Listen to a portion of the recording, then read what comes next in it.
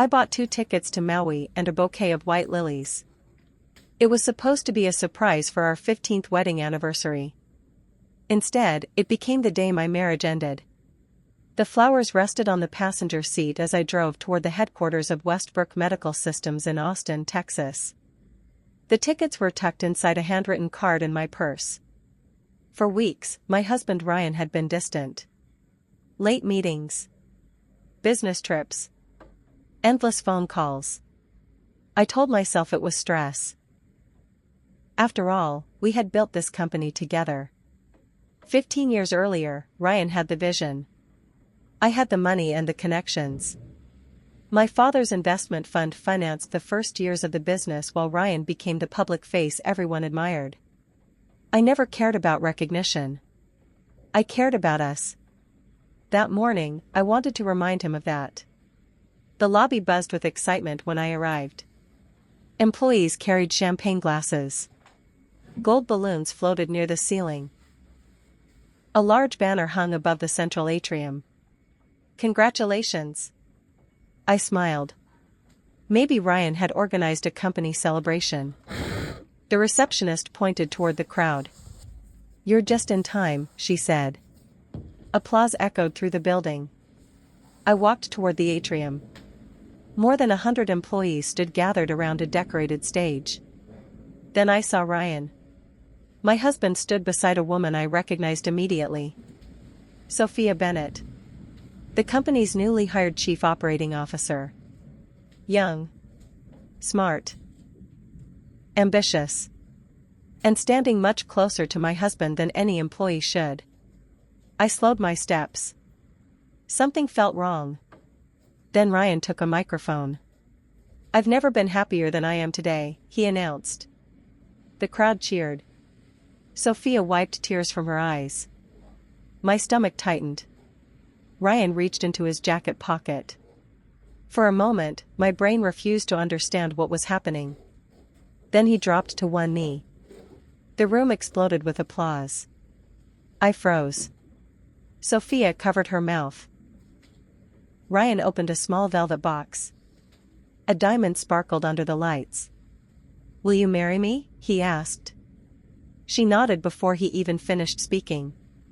The employees cheered louder. Someone started recording. Then Ryan slid the ring onto her finger and kissed her. Not a quick kiss. Not an accident.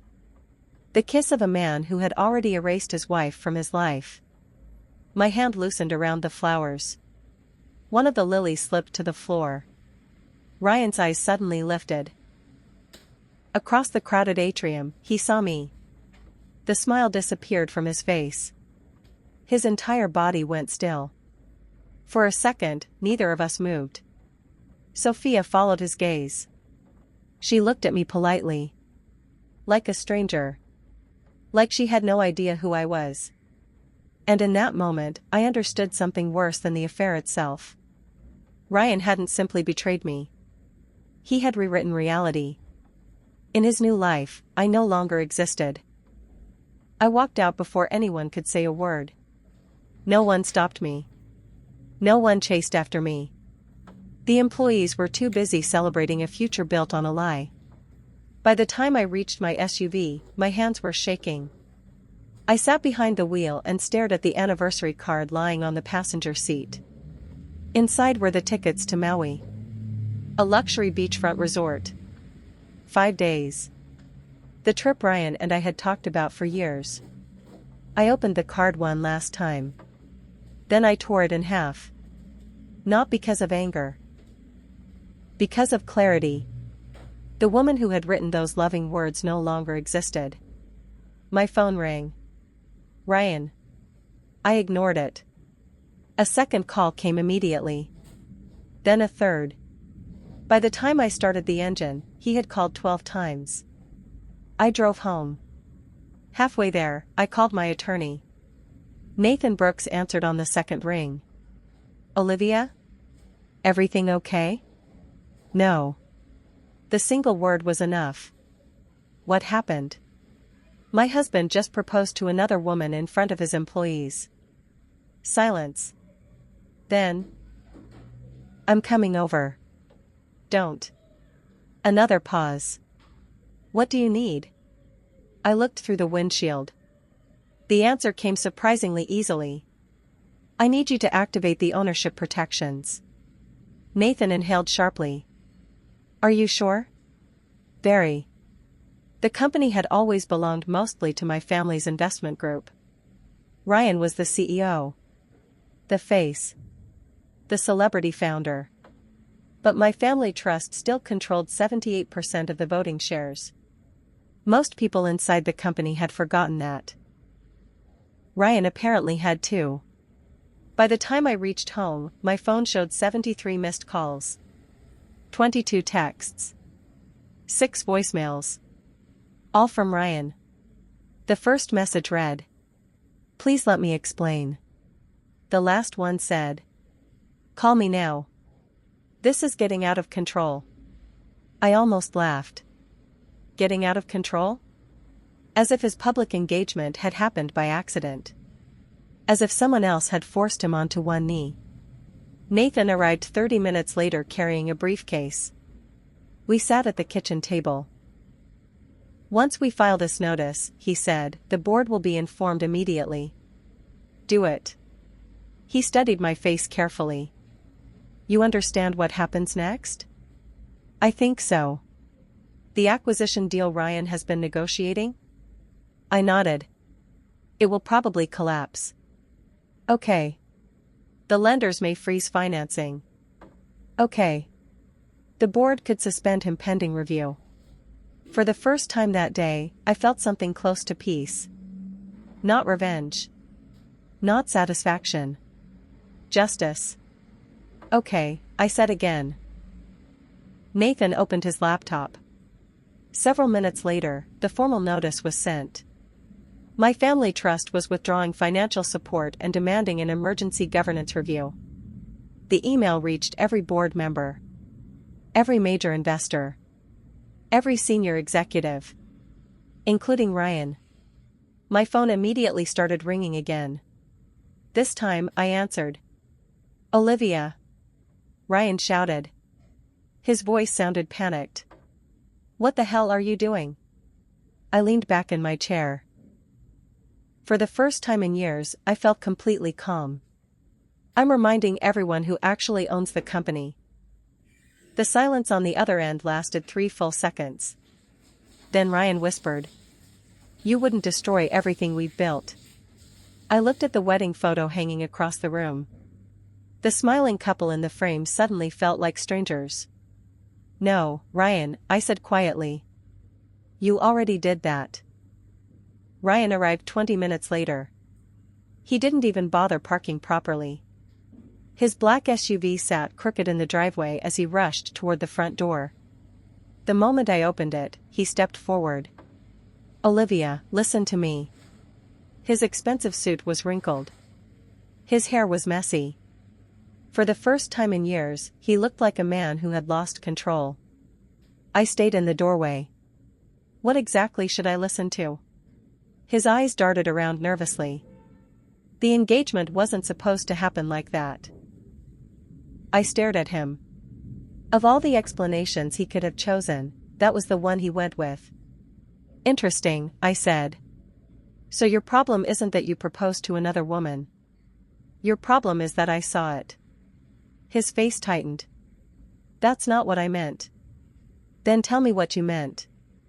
For a moment, he looked away. Then he lowered his voice. "Sophia didn't know."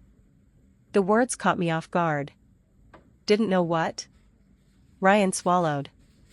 "She didn't know I was married." The air seemed to leave the room. "What?" "I told her we were separated." I laughed. Not because it was funny. Because it was unbelievable. "Separated?" "Olivia. We had dinner with my mother 3 weeks ago." "I know." "We attended a charity gala together last month." "I know." "You kissed me goodbye this morning." His shoulders slumped. "I know." For the first time, he looked genuinely ashamed. But it was too late. Far too late. She really believed that? I asked. Ryan nodded slowly. I rented an apartment downtown. My stomach dropped. What?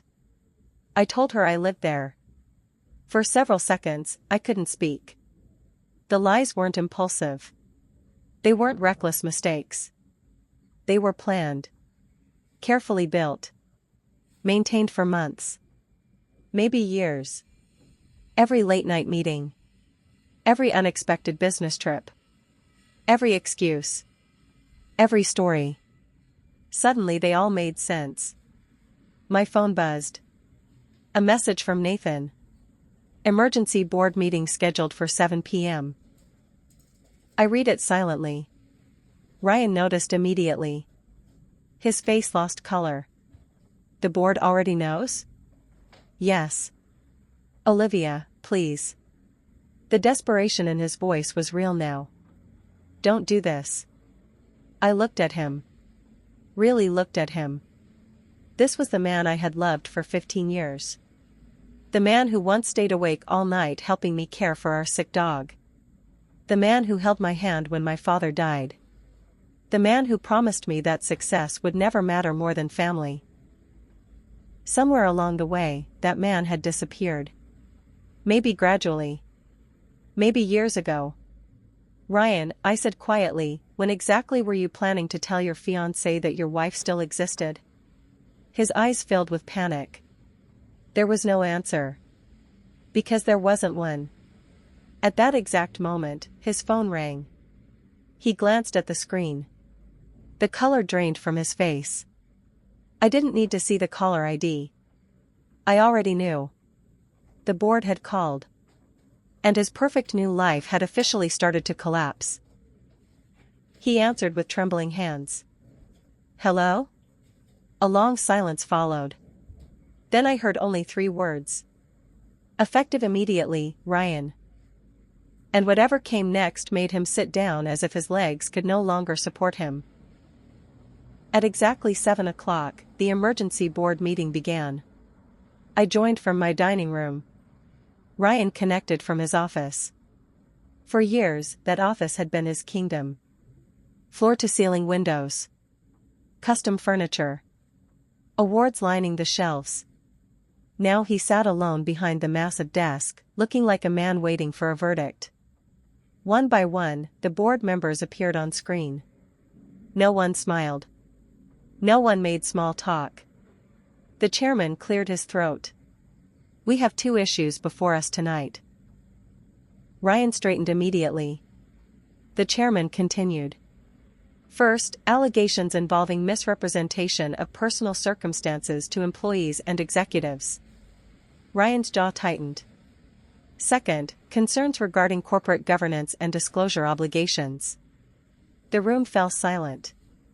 Everyone knew exactly what that meant. The chairman turned toward Ryan.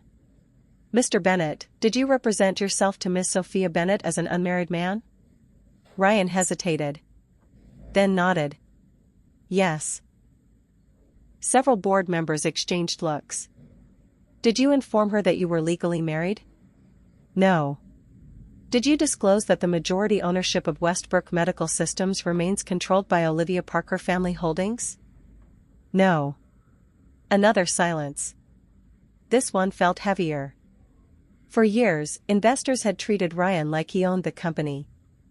Many employees believed the same thing. Now they were learning a different reality. The chairman looked directly into the camera. Miss Parker, can you confirm your family trust remains majority owner? 78%, I answered calmly. Several directors shifted uncomfortably.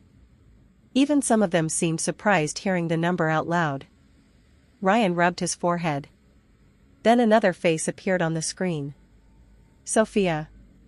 The moment she joined, she looked directly at me. Her eyes were red. She already knew. The engagement ring was gone. The chairman spoke carefully. Ms. Bennett, when did you learn Mr. Bennett was married? Sophia swallowed. Today. And before today? He told me he was divorced and everything except paperwork. Ryan closed his eyes. The damage was becoming impossible to contain. Sophia continued. He said they hadn't lived together for nearly 2 years. I watched Ryan's expression collapse. Every lie was now being repeated in front of the people whose trust built his career. Then Sophia said something nobody expected. She turned toward me. Olivia. I am so sorry. The room became completely silent. Her voice cracked. I would never have accepted that proposal if I had known. For the first time that day, I believed someone. Not because she sounded convincing. Because she looked devastated. She wasn't defending herself. She wasn't making excuses. She looked betrayed too. The chairman finally spoke. Given the circumstances, the board is voting on immediate administrative suspension pending investigation. Ryan leaned forward. You can't do this. The chairman sighed. We can. The vote lasted less than 2 minutes. Unanimous. Every hand raised. Every screen. Every director. When the result appeared, Ryan simply stared at it. After 15 years of building his empire, he had lost control in one evening. And the investigation hadn't even begun yet. The investigation moved faster than anyone expected. Within 48 hours, outside auditors arrived at Westbrook Medical Systems. A team of accountants, attorneys, and compliance specialists occupied an entire conference floor. At first, everyone assumed the inquiry was about Ryan's affair. They were wrong. The affair had simply opened the door. The real problems were waiting behind it. 3 days after the board suspended Ryan, Nathan called me. His voice sounded different. More serious. What happened? I asked. We found something. I immediately drove to his office. Stacks of documents covered the conference table. Expense reports. Authorization forms. Contract approvals. At first glance, everything looked ordinary. Then Nathan slid one document toward me. Look at the signature. I frowned. My name appeared at the bottom. Olivia Parker. But I had never signed it. My stomach tightened. That's not mine. I know. He handed me another document. Then another. And another. Each carried my signature. Each was fake. For several seconds, I couldn't speak. How many? I finally asked. Nathan looked down at his notes. At least 23 so far. The room suddenly felt smaller. Ryan hadn't just lied to me. He had used my name. My authority. My ownership. 4 years. The auditors discovered approvals for executive bonuses, luxury travel expenses, and consulting contracts that had never received my authorization. Every forged signature pointed in the same direction. Ryan. The evidence wasn't dramatic. No secret bank accounts. No offshore companies. Just hundreds of small decisions. Small enough to avoid attention. Large enough to become fraud. That evening, another surprise arrived. Sophia called. I almost didn't answer. But something told me I should. Can we meet? She asked quietly. The next afternoon we sat across from each other in a small coffee shop outside Austin. She looked exhausted. No makeup. No engagement ring. No corporate confidence. Just a woman whose life had collapsed overnight. I didn't know, she said immediately. I believe you. The relief on her face was visible. She lowered her eyes. He told me he lived alone. I nodded. He showed me pictures of an apartment. My expression changed. What apartment? Sophia blinked. You didn't know? A cold feeling moved through me. Ryan had actually rented an apartment. Not to live there. To support his lies. Every late meeting. Every overnight strategy session. Every excuse. There had always been a stage set waiting for anyone who questioned his story. Sophia looked devastated. I feel stupid. No, I said honestly. You were deceived. Her eyes filled with tears. So were you. For a moment neither of us spoke. Because it was true. We had both trusted the same man. The difference was that I had trusted him for 15 years. Later that evening, Nathan called again. This time his voice carried something I hadn't heard before. Certainty. The auditors finished their preliminary review. I stood slowly from my chair. And? A pause. Then 4 words. We have enough evidence. Enough evidence for board action. Enough evidence for lawsuits. Enough evidence to destroy what remained of Ryan's career. And for the first time since that terrible day in the atrium, I realized something important. The engagement hadn't ruined Ryan's life. The choices he'd been making for years had. Valentine's Day had simply exposed them. The final board meeting took place on a rainy Thursday morning. Unlike the previous emergency sessions, this one had only one purpose. A decision. By then, the auditors had completed their review.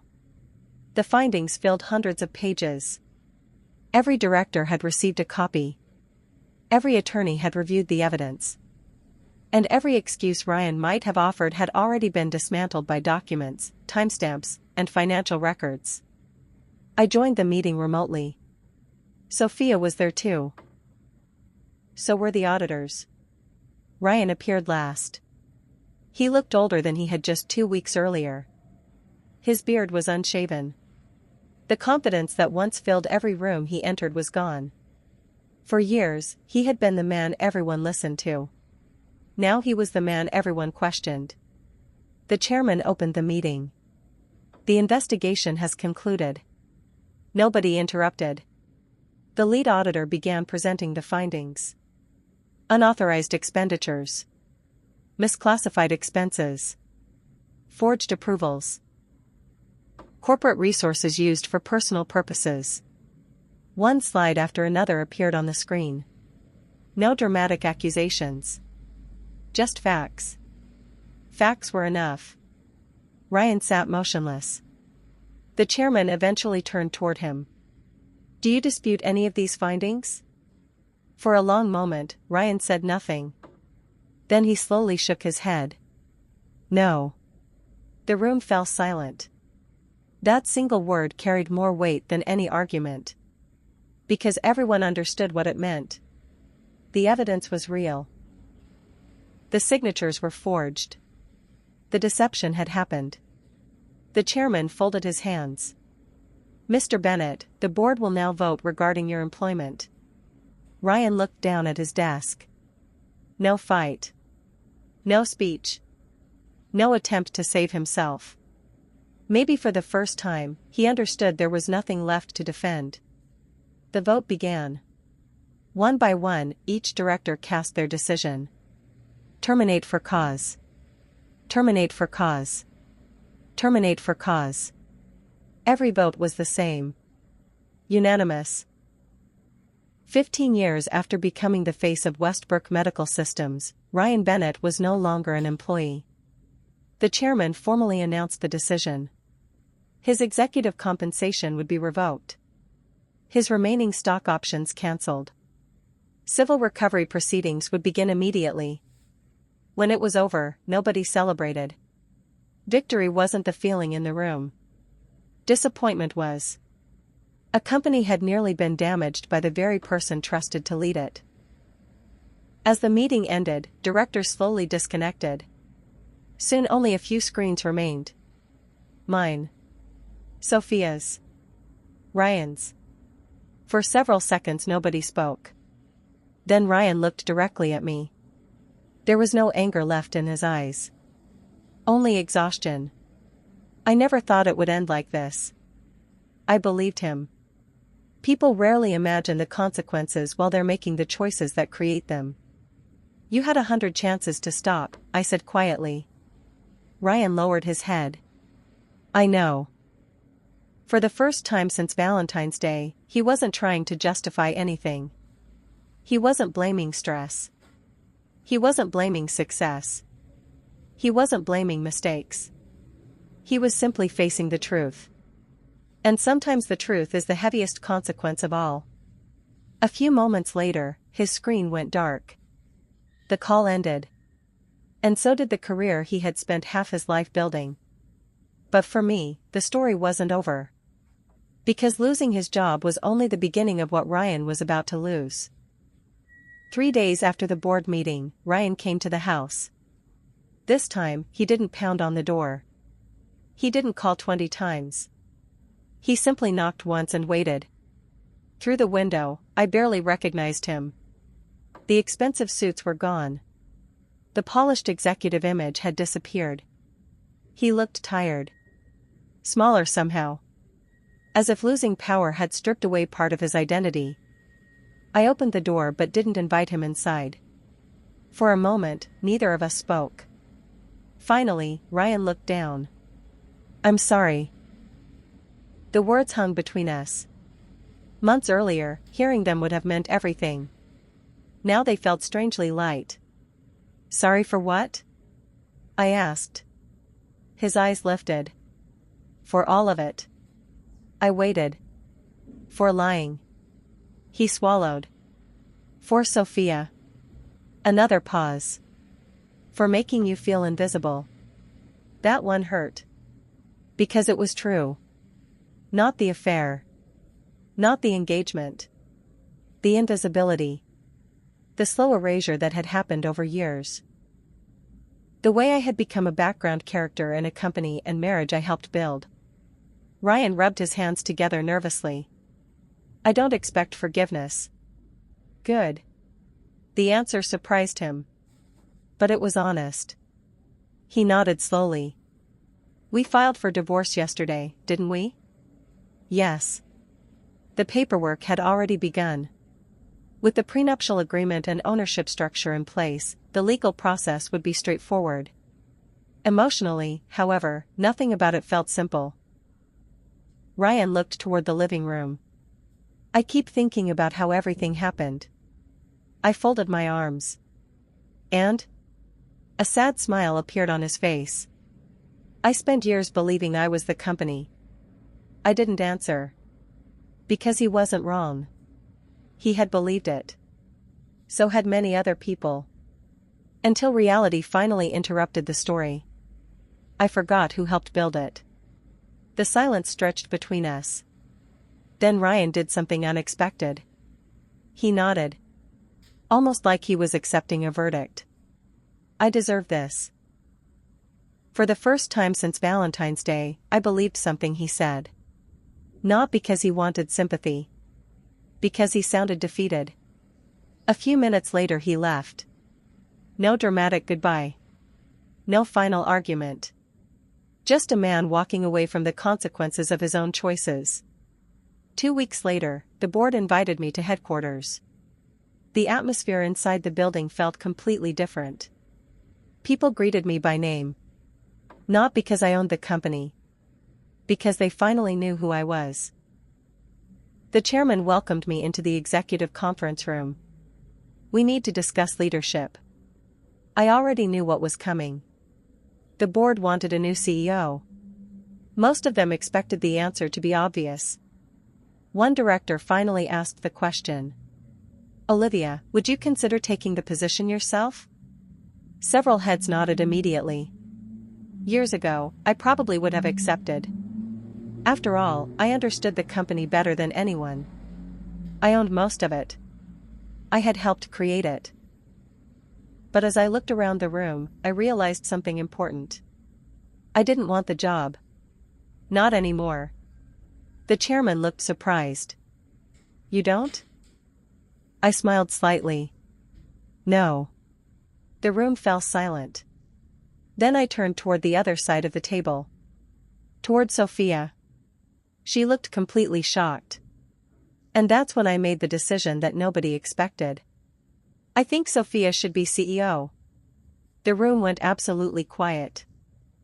For a moment, nobody spoke. Sophia stared at me as if she had misheard. "Me?" she asked quietly. I nodded. The chairman looked surprised. Several directors exchanged confused glances. After everything that had happened, they expected anger. They expected resentment. They expected me to choose myself. Instead, I chose what was best for the company. Sophia shook her head. "Olivia, after everything. None of this happened because you weren't qualified," I said. "It happened because Ryan lied." The room remained silent. For weeks, Sophia had cooperated fully with investigators. Every email. Every document. Every question. She had hidden nothing. Most importantly, she had accepted responsibility for the mistakes she actually made while refusing to defend the ones that weren't hers. That mattered. Leadership wasn't about never making mistakes. It was about what happened after the truth appeared. The chairman leaned back in his chair. "You truly support this?" "I do." A few moments later, the vote was taken. Unanimous. Again. Sophia Bennett became the new CEO of Westbrook Medical Systems. When the meeting ended, she approached me in the hallway. For a second, neither of us knew what to say. Finally, she smiled. A small, grateful smile. "I won't waste this opportunity." "I know." And for the first time, I truly meant it. 6 months later, the divorce was finalized. The judge signed the last document on a warm September afternoon. No courtroom drama. No shouting. Just signatures. The official end of a chapter that had lasted 15 years. When I walked outside, I expected to feel sadness. Instead, I felt light. As if I had been carrying something heavy for so long that I no longer remembered what freedom felt like. A week later, I booked a trip. Not to Maui. That dream belonged to another version of my life. This time I chose somewhere new. Jackson Hole, Wyoming. Mountains. Open skies. Silence. Exactly what I needed. One evening, I sat alone on the porch of a small lodge overlooking the valley. The sunset painted the mountains gold. For the first time in a very long time, nobody needed anything from me. No board meetings. No lawyers. No explanations. Just peace. As I watched the sun disappear behind the peaks, my phone buzzed. A company announcement. Westbrook Medical Systems had just launched a new healthcare innovation fund supporting women entrepreneurs and young founders. The idea had been sitting in one of my notebooks for nearly 10 years. Now it was finally real. At the bottom of the announcement was a quote from Sophia. "Some people build companies. Others build the foundations that allow those companies to survive difficult truths. This program exists because Olivia Parker never stopped believing in integrity." I read the words twice. Then I put my phone away and looked back at the mountains. Ryan had lost his marriage because he chose deception. He lost his career because he chose shortcuts. He lost trust because he forgot that trust must be earned every day. But my victory wasn't his downfall. My victory was remembering who I was without him. For years, I believed love meant standing beside someone no matter what. Now I understood something different. Real love never asks you to disappear so someone else can shine. The strongest revenge isn't destroying the person who hurt you. It's refusing to let their choices destroy the future you still deserve. And as the last sunlight faded across the valley, I finally understood something that had taken me 15 years to learn. Sometimes losing the wrong person is the first step toward finding yourself.